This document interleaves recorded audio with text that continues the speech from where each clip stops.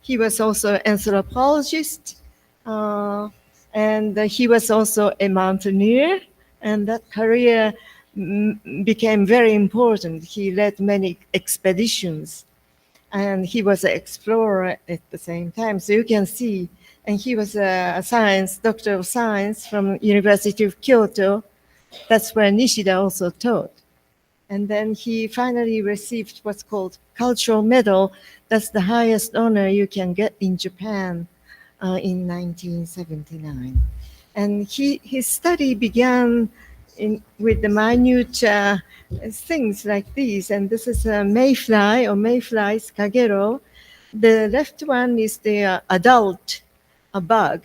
The right one is when this is a baby larva stage. And the babies, they live in the river, and then they come out, and then they start flying, and they live only for so few days. That's why they're called ephemera. And oops, that's bad. It's turned around. I don't know what happened. Imanishi's sketches, you can see that he was not just looking at them, but he was dissecting every single part of the body, and he studied each part.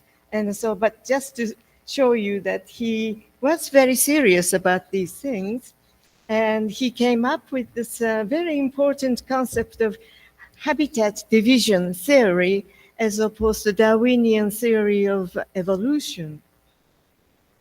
And this, I couldn't find the original. I think the original was published somewhere in English, and no one knows where it is now.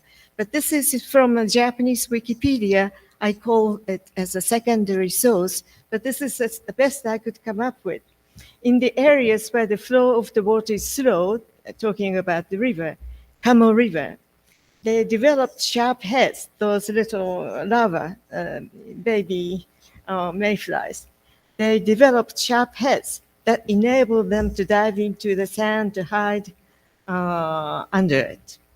Where the flow of water is steady and constant, they develop the streamlined body shape. When the flow of the water is rapid, they develop their body shape that has the least resistance to the water pressure. So this one is very interesting.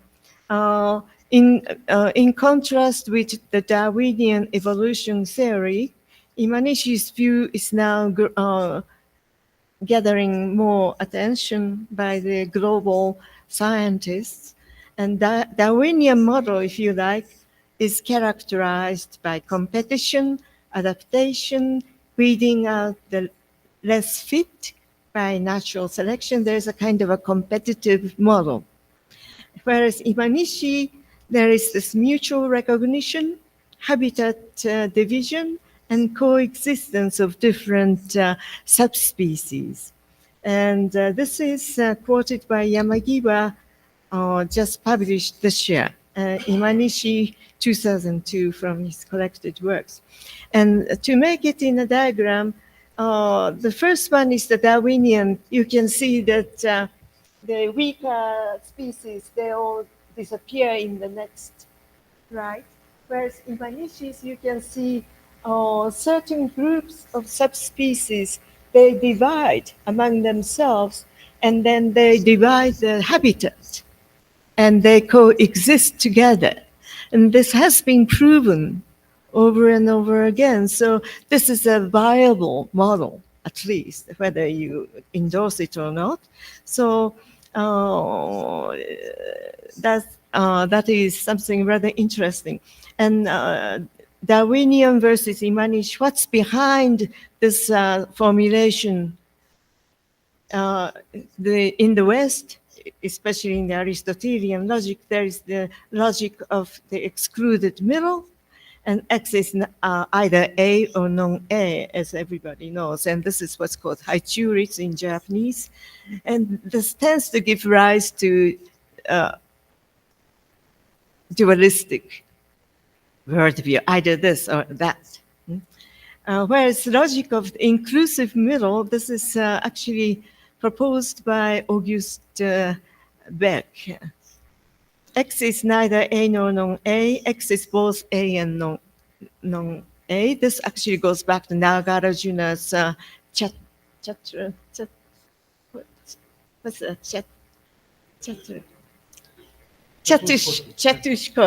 Chatushkoti. That's exactly, yes. That's the source. So, yochuritsu, if you like, and allows radical diversity of organisms or pluralism. So there is a logical difference behind these worldviews. And here is a good example. Yamagiwa talks about a thing called engawa, or veranda or corridor. It's neither a part, it is a part of a house, but it is inside the house or is it outside the house? This is a traditional Japanese way of designing a house. So it is a kind of a veranda, if you like, but it's the wooded corridor. And here is a good picture. So it's neither inside or outside the house. Both inside and outside the house, the boundary is blurred. Nature and culture, the boundary is blurred. And if you're inside, you can take in the garden and vice versa. And here, you know, some of you know that, oops, oh, I'm so sorry.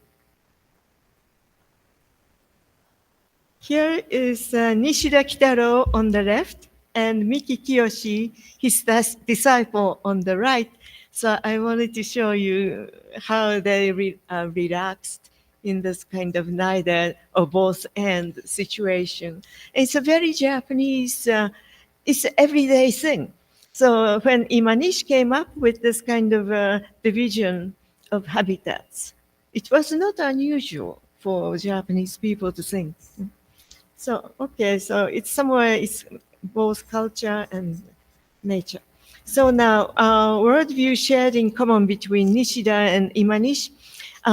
Okay, organisms are in the environment, but organisms change the environment and the environment changes the organisms. In Darwin, environment determines what's inside. But in this framework Imanishi developed, what's inside the environment also acts upon the environment and changes the environment. So there is a kind of a mutual determination. And also organisms and the environment constitute one whole world. That means the parts and the whole are interconnected. So that's something very similar between Nishida and Imanishi. And I don't mean that one influenced the other. Rather, I think that there is a deeper cultural background, soil, out of which these philosophies develop. But there was actually a tangible, concrete contact between Nishida and Imanishi by Shimomura. Shimomura Torataro was Nishida's disciple and also Imanishi's friend from high school. Oops. Nishida's writing on biological works 34 and 35 caught Imanishi's attention. So Imanishi did read Nishida's limited works. In spring 1941, Imanishi handed Shimomura a finished manuscript. Why 1941? Because Japan was just about to go into World War II, Pacific War, and all the young people knew that they would be drafted. So Imanishi thought, unless he finishes his work now, it might disappear. So he wanted to give some sort of writing. And he gave this work, The World of Organisms, eventually published, to Shimomura, and said, if you find this work worthwhile, please find me a publisher. And Shimomura did find a publisher, and then he handed this manuscript to Nishida, his teacher. And this is Nishida. I have not yet read Imanishi-kun's manuscript carefully, but I will go to it soon. And this is Nishida's letter to Shimomura, dated May 19th, 1941. So there is a record that indeed Nishida received Imanishi's manuscript. So now nothing more. But now Shimomura and Imanishi meets 20 odd years later, and they kind of get together to talk about their 20 years during that time they didn't meet. And Shimomura, while this is Imanishi, Shimomura, while talking to Imanishi, began to feel that he's sitting in front of the Lawrence of Arabia. So he said that, and Imanishi said, "You mean I look like the main character, Peter O'Toole?" And Shimomura says, "No, the real figure, Thomas Edward Lawrence. He was apparently a agent and also a colonel of the British. I don't remember anyway. British force, and he also was a classicist, and he translated Homer's Odyssey into English. So he was an all-rounded person. So that was by way of, compliment. And also, he was very good at riding horses, Imanish. He had to in Mongolia. So, all sorts of interesting things. Anyway, this is just a break. Now, Nishida's writings on logic and life, this is just to introduce to some of you and whet your appetite. Maybe he is not so bad. I give 8 or 9, 10, 13 short sentences.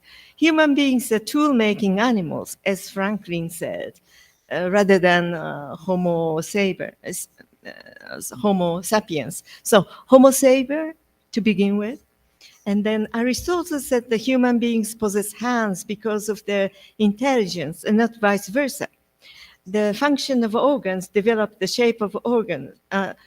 Yes, the function develops the shape of the organs rather than the other way around. The eagle's keen eyes developed out of their flying in extreme heights, for example. So the fact that human beings have hands is because they're intelligent. Oh? Yeah, because they're intelligent. Okay. Humans have body as a kind of tool. And this is important because when we start to think about all the progresses of culture we made, it's all to do with human hands making things.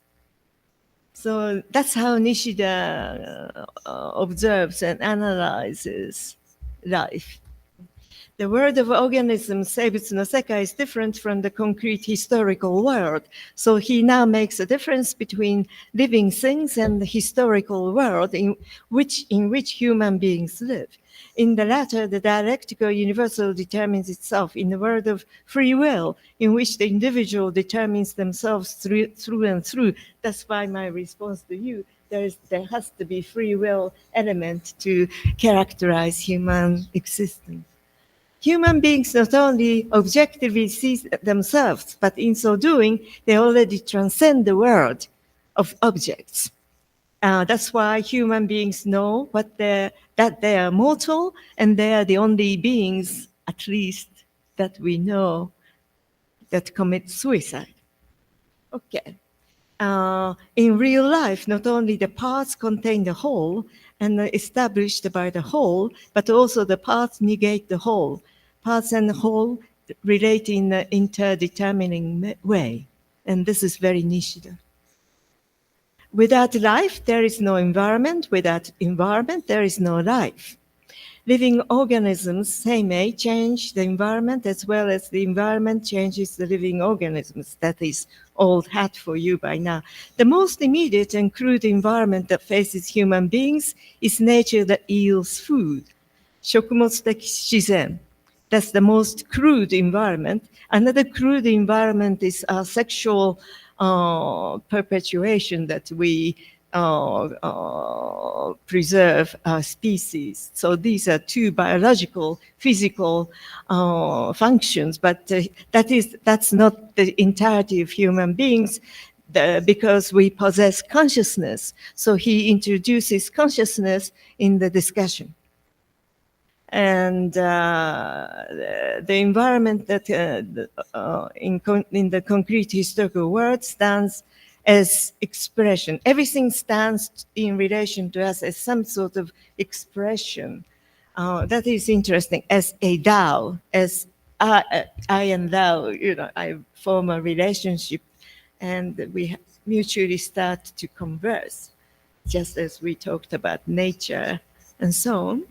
And thus the environment provides us not only with food and allows the perpetuation of the species, but also is expressive.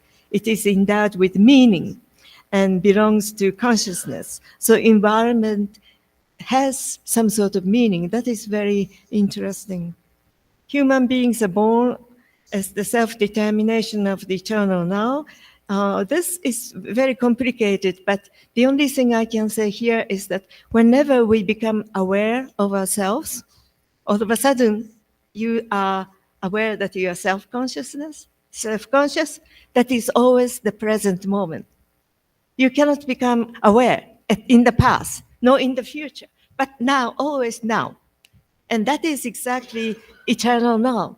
The past is present, the future is present, now is now in consciousness. So he talks about it as absolute present. And human beings also possess tools and create things. So I cannot read because it's whatever, but he now talks about a larger locus, which is the field of consciousness, which is called topos or basho. Anyway, I skip, which is the word of history. Okay, topos is that of action intuition.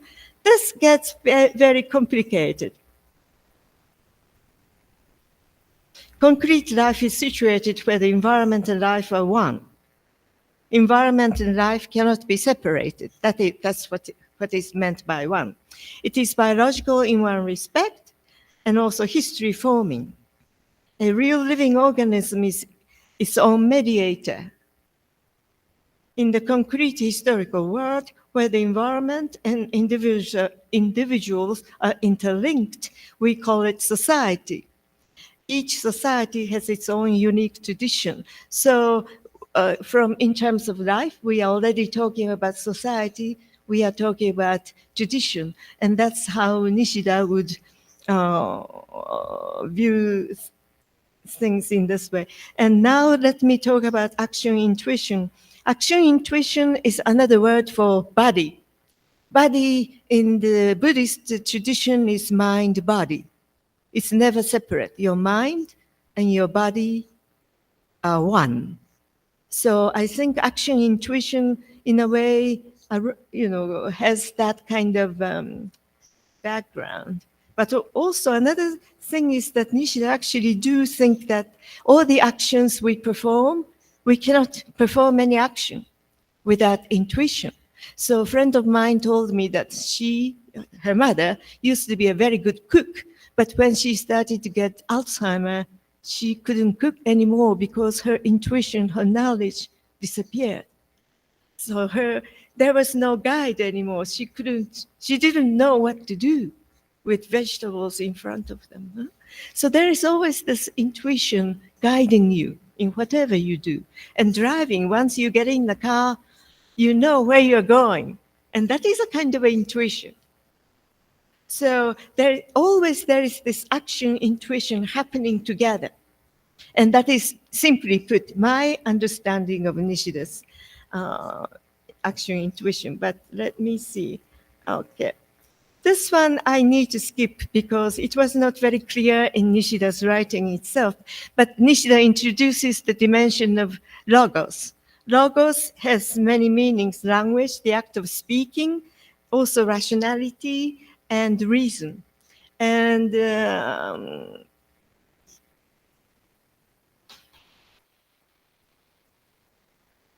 in this historical world, which is full of conflicts and war, that's also the abode of logos. And this, I don't think Nishida developed it very carefully here. And I think I just have to read because this is important. We are first and foremost human beings precisely because we possess tools Tools are things. Language is, in one sense, a tool. A tool is a thing, and every tool is named. Out of such a history-making reality, human beings endowed with logos come to be established. So there is he never wrote anything on language separately, but he introduces the importance of language in this manner. Okay, so 13 and 14, I skip only because it's a bit obscure, but I'll give you this summary. I made this thing. So this is the process of action intuition, and the above towards mechanical activity or action. My body becomes a thing. As I concentrate on my action, I forget my ego, and I forget my consciousness, and I become my action. That's one direction, extreme direction. Another extreme direction is towards intuition. My body loses its physicality and becomes consciousness. So always the action and intuition are in this manner. One is becoming the surface, the other becoming the background, and vice versa. And they're always in this kind of a interplay. And that I think you could, in a way, see. But he was developing this kind of idea with the body, the function of mind-body. So my quick summary here, just to give some decency to Nishida, that he's not a scattered brain. I admit that the above outline and sketch is very tentative. At least you can get the picture that Nishida was developing his philosophy of action intuition, in which seeing an action and coordinated in the body-mind. Knowledge and skill are fused into one, just as intuition and action are. The body-mind becomes the thing-creating and free-willed body that gives shape to the concrete historical world through its action. Historical word is misleading. History-making word. Whatever we do has a history-making significance.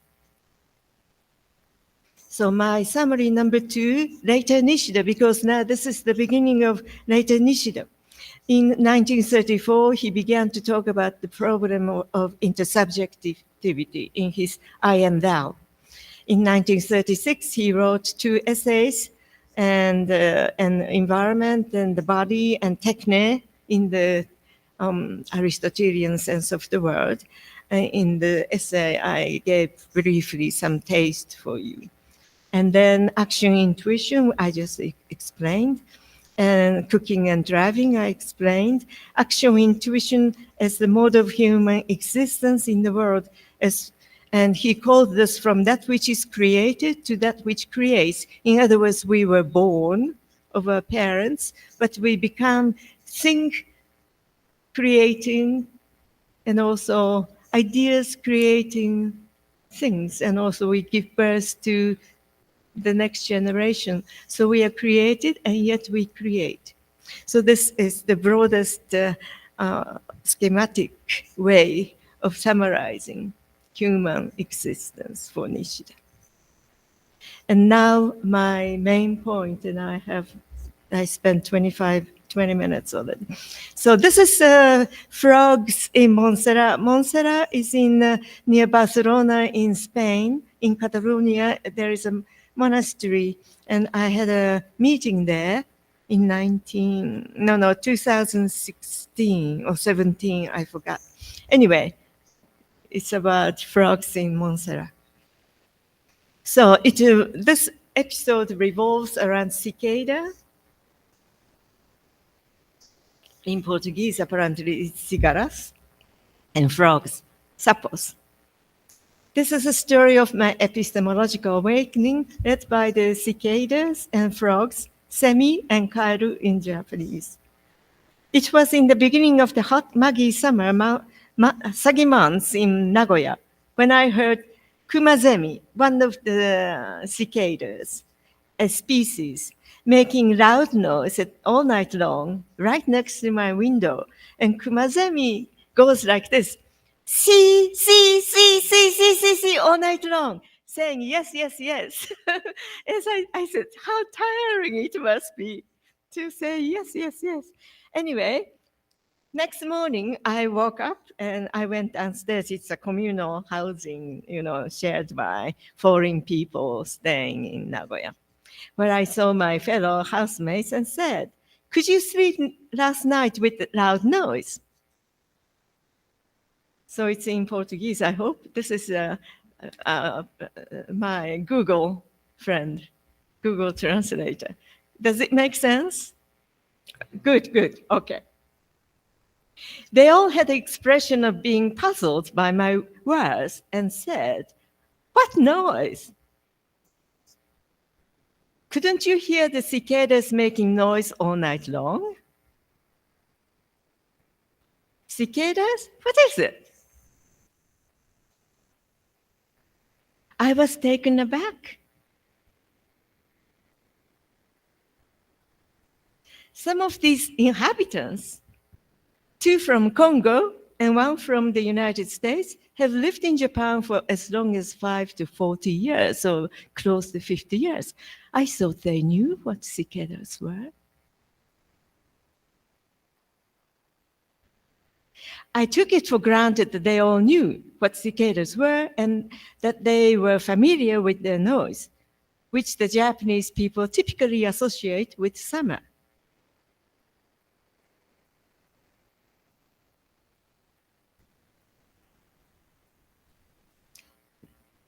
The crying sound of cicadas, seminaku or seminokoe, is in fact a well-established season word, kigo, in the haiku composition. Some of you know, and there is a book I saw it at the bookstore in the hotel, translation of some of the haiku. 静かさや岩にしみる蝉の声. I don't know, sorry about this. So quiet, seeping into the rocks. The sound of cicadas. I don't know, I try to translate into Portuguese.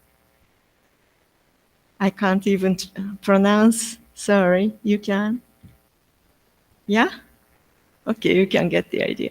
So the cicadas are crying, but that cry makes silence even quieter because somehow it's all absorbed by the rocks. Here is the picture of the place where Master Basho went and made this haiku. So you can see the steep mountain rocks and where the monks built some little temples to do their meditation and practice. I realized then and there that my fellow boarders did not hear anything all night long because they did not know that there were insects called cicadas.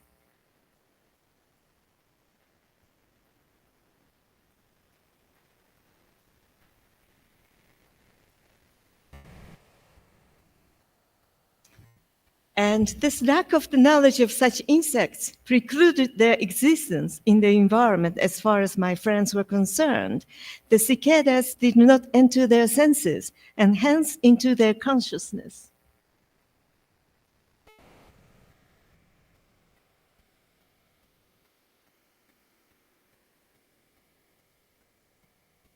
Soon, an analogous experience happened to me. Uma experiência análoga aconteceu comigo. I was at the Benedictine monastery in Montserrat in Catalonia, Spain, attending the conference of the European Buddhist Christian Society.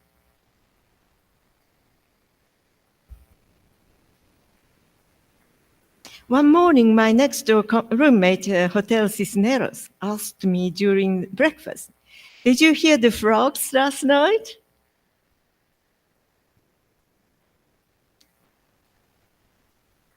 I said, "Frogs? in this rocky mountain?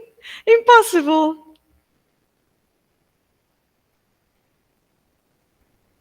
Peter, my neighbor, said, yes, yes, the Montserrat frogs are famous for their unique metal-like croaking sound. Listen this evening carefully.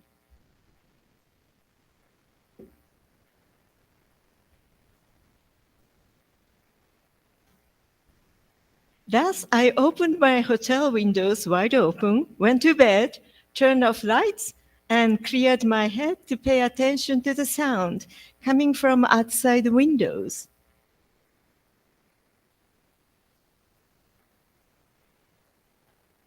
Soon, I heard some indescribable quiet sound, gentle sound arising all over, apparently down from the valley.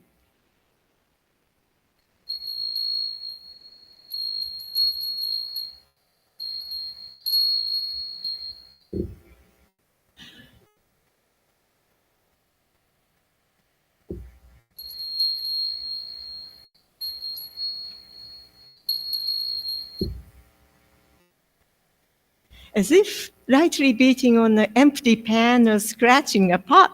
That's not very poetic. Okay. But you can see it's very metallic. Ah, that's the frog's noise. Next morning, I described what I heard to Peter. And he said, yes, exactly. Now you know that frogs exist in Montserrat.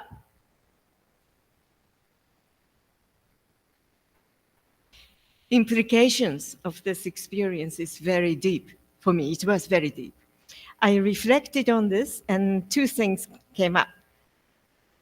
One, if I don't know that a thing exists, I do not, and it does not enter my senses. And I do not know that it exists in my, and it does not exist in my consciousness. If I don't know a thing exists, it doesn't enter into my consciousness that it exists. If I know by way of studying or information, like Peter telling me, listen to the frogs, okay? So you can always talk to people. That's why conversation is so important. If I know by way of information that such a thing exists, I have a better chance of finding out that indeed such a thing exists, and thus it enters into my senses, and that I can establish the knowledge of its existence in my consciousness.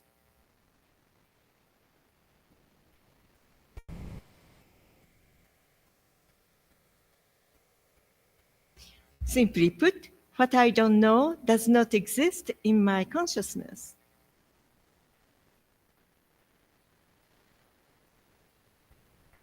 My knowledge of a thing helps me gain access to that thing that I didn't know before, but now I have access to it, to its existence, thanks to my knowledge. Here, knowledge is essential and powerful in discovering a being.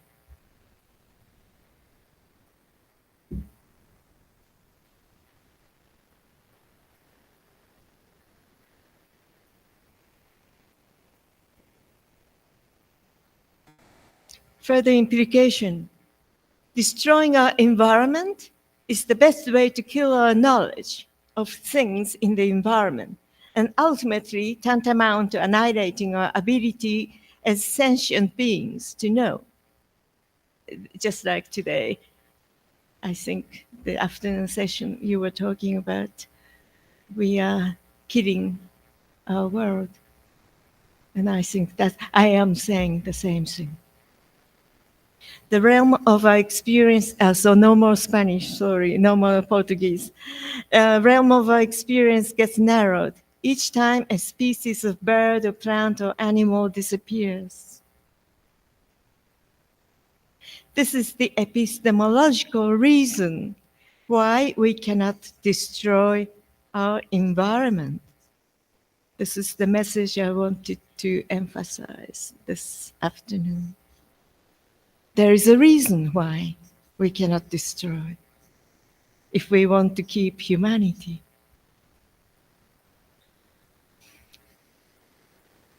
And this is also, I also said a little thing about like economy-driven, short-sighted measures practiced by politicians is really a kiss of death.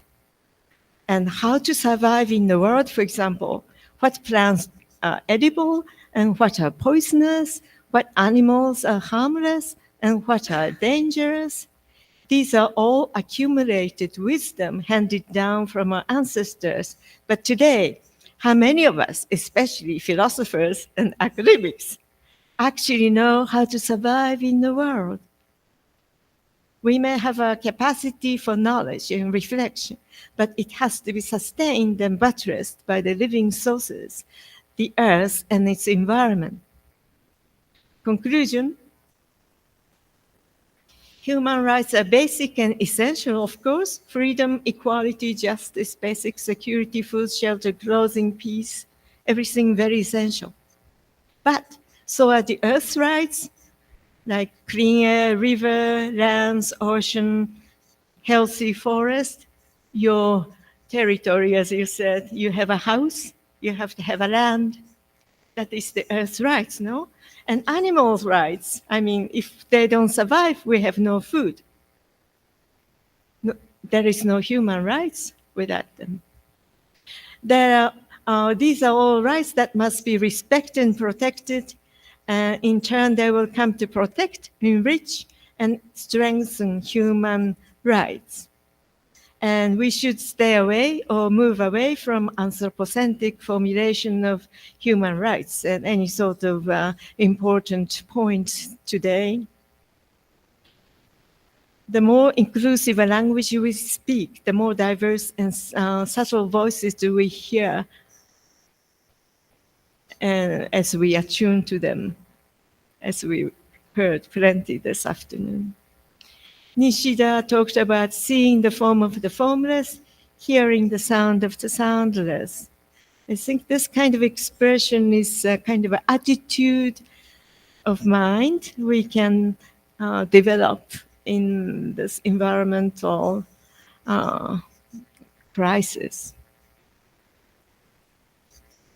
Non-human beings include non-sentient things as well. Nishtani really talked about even things like tea utensils and so on have their own kind of a spirit.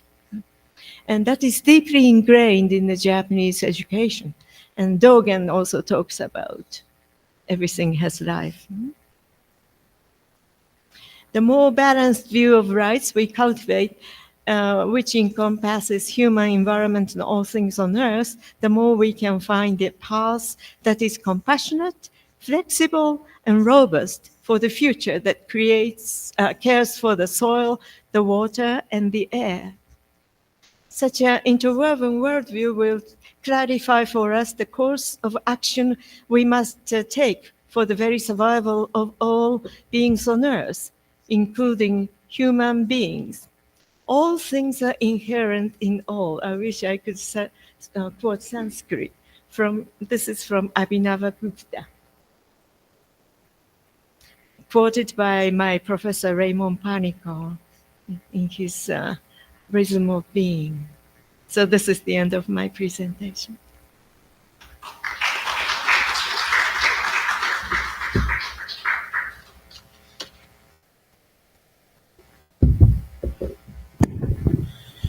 I remember in the morning, I don't know if Almires is still there. Is there? Almires.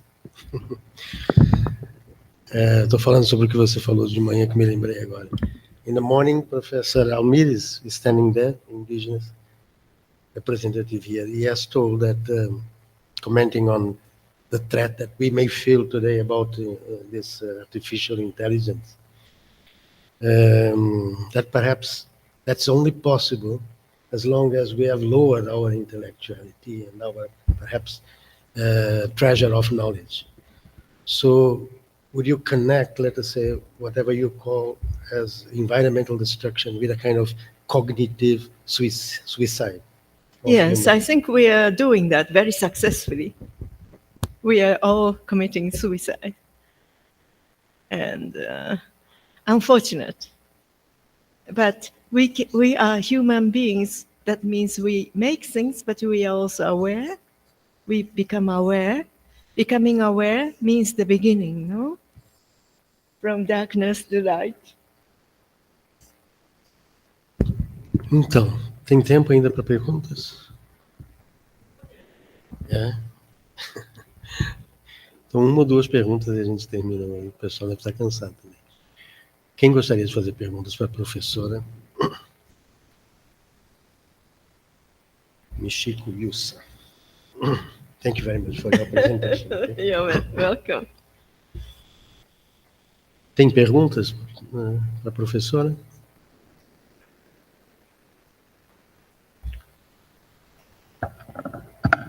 Thank you so much for your talk. The first part I think is so great to learn Amishida. I think these two Japanese philosophers, they all lived 90 years old. That's pretty interesting. Great.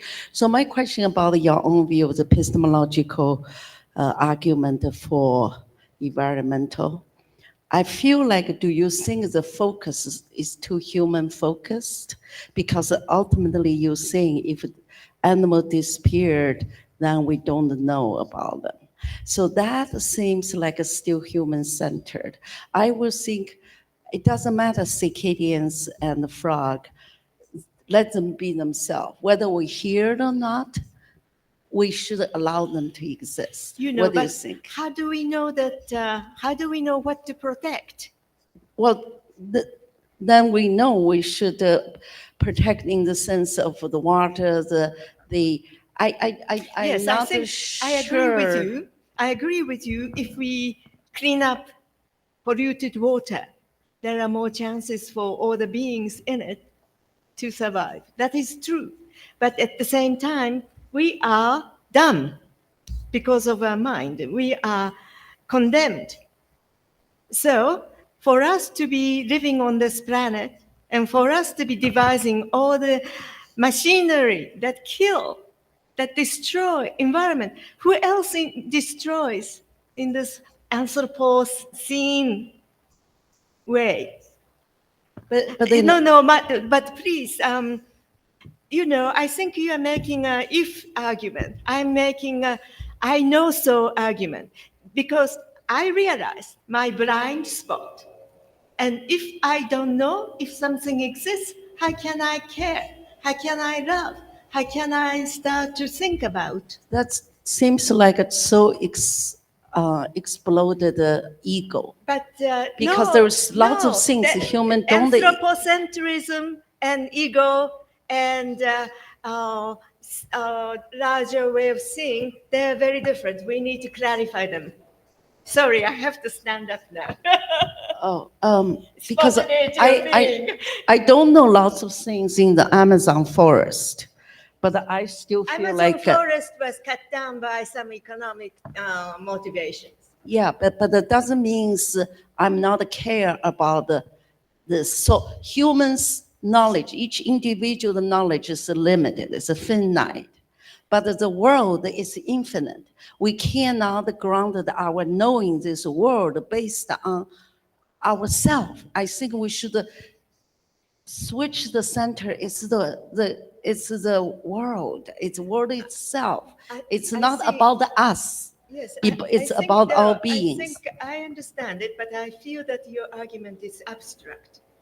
And my argument is experience oriented. I mean, I didn't get this view until actually I was shocked. I was shocked. And I thought I knew better. Then I went to Montserrat and said, don't you hear the frog? And I didn't hear the frog. In other words, everybody has a blind spot. And so long as we become aware of it, it's the beginning, you know? It is the beginning. And in other words, I think I'm confused a little bit why, okay, Amazon, if you talk about the Amazon, some people feel that their lungs are taken out. Some people feel their leg was amputated because of what happened. I know that. And how can we be blind and silent about it? And say, we don't care, it doesn't matter. the world is infinite. No, world is finite. And some people were annihilated, some of the indigenous people. And I feel passionately about it. I am really hurt. I feel hurt. You see, you back to the classical problem, like Aristotle saying, you do wrong because you don't know. If you know virtue, you be no virtue, I'm then not you will talking about become a ethics. virtuous. This I'm is not a talking about false. ethics. No, I know, because I don't think a frog sees sound is waves. So whether you hear a cicada or frog, it's not necessarily you know their existence, then you hear. You don't know, and then you don't hear.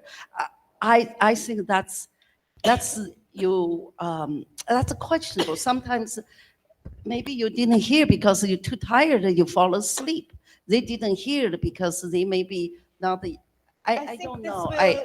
this is an argument that's going around and around, and I think each person has a different reaction to this, I'm sure. So I appreciate your reaction. I mean, from a planetary point of view, I could understand where you're coming from, but I find it a bit abstract. Maybe we can continue discussion outside because of time. Is there any other question? Just to complete? Okay, so thank you very much for Okay. your presentation. I still have 15 minutes, but okay, I began early. No, I've just asked if there is any other question. Yeah, okay, fine. Is there any other question? No, Oh, it's okay. no, somebody had, but You I want to think the speak person, something no, else? the person left. No, if you want to speak something else. No, I don't want to. Oh, okay. So we complete this session and today's program. Thank you very much. Oh, muito obrigado. Terminou.